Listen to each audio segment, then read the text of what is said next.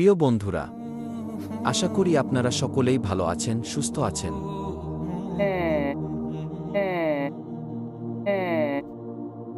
ফেরাউনের লাশ থেকে কেন এই অদ্ভুত আওয়াজ বের হল? বিজ্ঞান কি এর কোনো ব্যাখ্যা দিতে পারবে? কেন প্রতি বছর ফেরাউনের লাশের উপরে একটি ইঁদুর ছেড়ে দেওয়া হয়? কেন ফেরাউনের হাতের নখ এবং চুল বাড়তে থাকে? জানতে হলে ভিডিওটি সম্পূর্ণ দেখতে থাকুন। ফেরাউন কোনো ব্যক্তি বিশেষ নাম নয়। ফেরাউন হল মিশরের তৎকালীন বাদশাদের উপাধি। পৃথিবীতে অত্যাচারী ও খোদাদ্রোহী শাসকদের মধ্যে ফেরাউন ছিল অন্যতম। ফেরাউন শুধু অত্যাচারী শাসকই ছিল না, সে নিজেকে খোদা দাবি করত। আল্লাহর পরিবর্তে মানুষকে তার এবাদত এবং পূজা করতে বাধ্য করেছিল।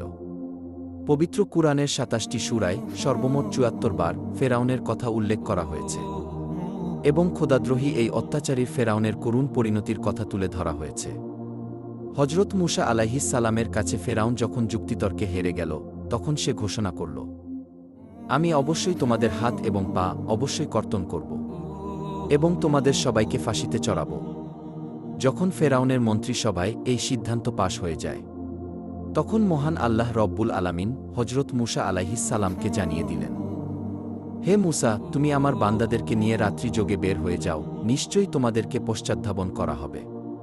অতঃপর মুসা আলাইহিস সালাম যখন তার কওম বনী ইসরাইলকে নিয়ে রাত্রিবেলায় চলতে শুরু করলেন, যেতে যেতে তিনি লোহিত সাগরের পাড়ে চলে গেলেন। অনেকেই এটাকে নীল নদ বলে থাকেন। জেনে অবাক হবেন, ফেরাউন যেখানে ডুবে মৃত্যুবরণ করেছে সেটি নীল নদ নয়, বরং সেটি হল সাগর। বাহারে আহমার, রেড সি বা লোহিত সাগরে ফেরাউনের মৃত্যু হয়েছে। কেননা আরবিতে নাহরুন শব্দের অর্থ হল নদী, আর বাহরুন শব্দের অর্থ হল সাগর। পবিত্র কুরআনেও বাহার শব্দটি ব্যবহার করা হয়েছে। হজরত মুসা আলাইহিস সালাম তার কওমকে নিয়ে যখন লোহিত সাগরের পাড়ে এসে দাঁড়ালেন, তখন তারা দেখতে পেলেন পেছন দিক থেকে দেয়ে আসছে ফেরাউন বাহিনী। তার কওমের লোকেরা বলতে লাগল, সামনে বিশাল উত্তাল সমুদ্র, পিছনে ফেরাউন বাহিনী, নিশ্চয়ই আমরা ধরা খেয়ে গেলাম। তখন মুসা আলাইহিস সালাম উত্তরে বলেন, কখনো না। নিশ্চয়ই আমাদের সাথে আমাদের মহান রব রয়েছেন, তিনি আমাকে পথ প্রদর্শন করবেন। অতঃপর আল্লাহ তাআলা বলেন, হে মুসা, তুমি তোমার লাঠি দ্বারা সমুদ্রে আঘাত করো। সমুদ্রে আঘাত করার সাথে সাথেই সমুদ্রের বুক চিরে একটি বিশাল প্রশস্ত রাস্তা তৈরি হয়ে গেল। সাগরের মাঝে রাস্তার দুই পাশে পানি দুই ভাগে বিভক্ত হয়ে সুউচ্চ পাহাড়ের মতো দাঁড়িয়ে রইল। আমরা অনেকেই জানি লোহিত সাগরের গভীরতা প্রায় ৪ থেকে ৯ হাজার ফিট। সুতরাং সমুদ্রের তলদেশের মাটি প্রকাশ পেয়ে দুই পাশের পানি প্রায় ৯ হাজার ফিট উঁচু হয়ে দাঁড়িয়েছিল। শুষ্ক সেই পথ দিয়ে মুসা আলাইহিস সালাম এবং তার কওম খুবই স্বাভাবিকভাবেই সমুদ্র পাড়ি দিয়ে ওপারে চলে গেল। ফেরাউন এবং তার দলবল এসে যখন দেখতে পেল লোহিত সাগরের মাঝ বরাবর একটি বিশাল রাস্তা হয়ে গিয়েছে, তখন ফেরাউনের উজির হামান বলতে লাগল, আমরা ইতিপূর্বে লোহিত সাগরের পাড়ে এসে দেখেছি, কখনো রাস্তা ছিল না, কিন্তু এখন কিভাবে রাস্তা হল? ফেরাউন তখন উত্তর দিল, এই রাস্তা নাকি সে নিজে নির্মাণ করেছে। আল্লাহ তাআলা পবিত্র কুরআনে বলেন, আমি বনী ইসরাইলকে সমুদ্র পার করে দিলাম, কিন্তু ফেরাউন ও তার দলবল বনী ইসরাইলের পিছু ধাওয়া করল। ফেরাউন তার দলবল নিয়ে যখন সমুদ্রের মাঝপথে এসে উপনীত হল, তখন আল্লাহ তাআলা সমুদ্রকে স্বাভাবিক হওয়ার ঘোষণা দিলেন, ফলে পানি তাদেরকে ডুবিয়ে দিল। তৎক্ষণাৎ ফেরাউন বলতে লাগল, আমান্তু, আমি ঈমান আনলাম, লা ইলাহা ইল্লাল্লাহ, আল্লাহ ছাড়া কোনো মাবুদ নেই। আমি সেই আল্লাহর প্রতি ঈমান আনলাম যে আল্লাহর প্রতি ঈমান এনেছে বনী ইসরাইল। আমি সেই আল্লাহর প্রতি ঈমান আনলাম যে আল্লাহর প্রতি ঈমান এনেছে পয়গম্বর মুসা এবং পয়গম্বর হারুন, এবং আমি মুসলমান হয়ে গেলাম। সুপ্রিয় দর্শক, ফেরাউন সেই মুহূর্তে ঈমান আনলেও তার ঈমান গৃহীত হয়নি। আল্লাহ তাআলা জবাবে বলেন, তুই এখন ঈমান আনছিস, ইতিপূর্বে তুই ছিলি চরম অবাধ্য এবং পৃথিবীতে ফাসাদ সৃষ্টিকারী, সুতরাং তোর ঈমান এখন ধর্তব্য নয়। আল্লাহ তাআলা আরও বলেন, আজ আমি তোর দেহ রক্ষা করব, যেন তোর পরবর্তী লোকদের জন্য নিদর্শন হয়ে থাকে। নিশ্চয় অধিকাংশ মানুষ আমার মহাশক্তিশালী নিদর্শন থেকে গাফেল। ইমাম কাতাদাহ রহিমাহুল্লাহ বলেন, বনী ইসরাইলগণ সাগর পাড়ি দেবার পর মুসা আলাইহিস সালাম যখন বনী ইসরাইলদেরকে ফেরাউনের নিহত হওয়ার সংবাদ দেন, তখন তারা এই খবর অস্বীকার করতে লাগল, কেননা ফেরাউনের ব্যাপারে তারা খুবই ভীতসন্ত্রস্ত ছিল এবং তারা বলতে লাগল, ফেরাউন হয়তো ধ্বংস হয়নি। মহান আল্লাহ তাদেরকে ফেরাউনের লাশ চোখে দেখানোর জন্য এবং এর থেকে অন্যান্যদের শিক্ষা লাভের উদ্দেশ্যে সাগরের ঢেউয়ের মাধ্যমে ফেরাউনের মৃতদেহটি তীরে এনে ফেলে রাখলেন এবং তা সবাই প্রত্যক্ষ করল। এতে করে ফেরাউনের ধ্বংসের ব্যাপারে তাদের নিশ্চিত বিশ্বাস হল এবং তার লাশ হবার জন্যে নিদর্শন হয়ে গেল। পরিশেষে তার লাশের কি পরিণতি হয়েছিল এ ব্যাপারে কোরআন ও হাদিসে কোথাও কোনো তথ্য নেই।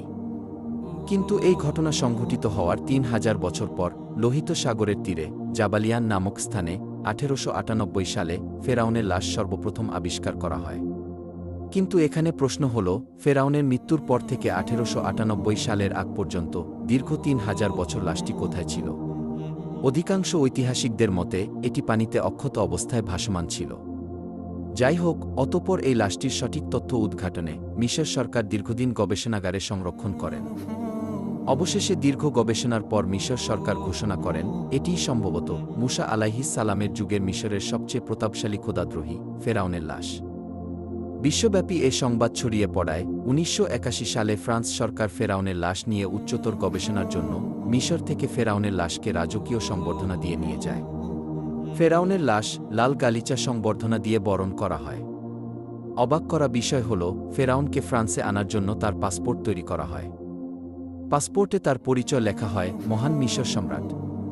এটা করা হয়েছে কারণ ফ্রান্সের আইন অনুযায়ী জীবিত কিংবা মৃত কেউ ফ্রান্সে পাসপোর্ট ছাড়া ঢুকতে পারে না। তাই এই নিয়ম মেনেই তাকে ফ্রান্সের ল্যাবে হাজির করা হয়। সেখানে বিখ্যাত সকল সার্জন ও বিজ্ঞানীরা সারারাত গবেষণা করে আবিষ্কার করেন এই লাশটির মৃত্যু হয়েছে সাগরে। তার শরীরে লবণের কণা পাওয়া গিয়েছে। সাগরে ডুবে মরা ছাড়া এমন সামুদ্রিক লবণ কণা পাওয়া সম্ভব নয়। এছাড়া তার কয়েকটি হাড্ডিতে চোটের চিহ্ন প্রমাণ করে বড় বড় ঢেউ রুখতে গিয়ে তার এই অবস্থা হয়েছে। ডক্টর মরিস বুকাইলিকে কেউ একজন বলেছেন, মুসলমানদের কোরআনেও এমন তথ্য রয়েছে যা মিশরের মানুষ সবাই জানে। বুকাইলি অবাক হয়ে বলেন, অসম্ভব, ফেরাউনের মৃত্যুর তথ্য আমরা কেবলই আবিষ্কার করলাম। আজ থেকে ১৪০০ বছর আগে মোহাম্মদ কি করে এমন কথা বলতে পারে? পরবর্তীতে তিনি পবিত্র কোরআন খুলে নিজে যখন এসব আয়াত দেখলেন তখন তিনি খুবই হতবাক হয়ে গেলেন। সত্যিই তো হুবহু মিল রয়েছে। অতঃপর তিনি ইসলাম ধর্ম গ্রহণ করে নিজেকে ধন্য করেন। অবশেষে যখন বৈজ্ঞানিকভাবে প্রমাণিত হয়ে যায় এটি হল মুসা আলাইহিস সালামের যুগের পাপিষ্ঠ ফেরাউন, তখন মিশর সরকার লাশটিকে কায়রোর জাদুঘরে রাজকীয় মমি চেম্বারে একটি কাচের ফ্রেমে প্রদর্শনের জন্য সংরক্ষণ করেন। তবে দেহটি কোনো বিশেষ ব্যবস্থায় মমি করা ছাড়াই সংরক্ষিত আছে। বিজ্ঞান যার কোনো ব্যাখ্যা দিতে পারেনি। কিন্তু অবাক করা বিষয় হল, ফেরাউনের লাশের কিছু অংশে অলৌকিকভাবে গোস্ত বৃদ্ধি পায়। আর প্রতি বছর মার্চ মাসের ১৫ তারিখ লাশের উপরে একটি ইঁদুর ছেড়ে দেওয়া হয় এবং ছেড়ে দেওয়া ইঁদুর সেই স্ফীত গোস্ত খেয়ে সাবার করে। আরও অবাক করা বিষয় হল, অলৌকিকভাবে ফেরাউনের নখ এবং চুল বৃদ্ধি পায়, যা সত্যিই হতবাক ও অবাক করা বিষয়। সম্প্রতি ফেরাউনের লাশের একটি অদ্ভুত আওয়াজ বের হয় যা গোটা পৃথিবীকে হতবাক করেছে। কি সেই অদ্ভুত আওয়াজ, যার কোনো ব্যাখ্যা আদৌ সম্ভব নয়? সত্যিই আল্লাহ তাআলা ফেরাউনকে শুটকি বানিয়ে গোটা বিশ্বের স্বৈরশাসকদের একটি সতর্কবার্তা দিয়েছেন।